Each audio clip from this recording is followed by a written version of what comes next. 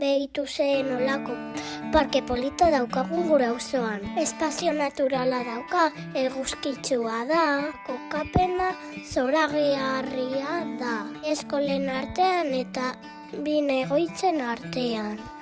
Leku ezin hobea auzoko haur, gazte eta gurea elkartzeko. Baina begira nola dagoen orain, skate parke egoera tamalgarrian. Goiko bankuak lekuz kanpo eta erabilerarik gabe. Hondatzen dauden txintxauna, konpondu beharren kendu egin dituzte.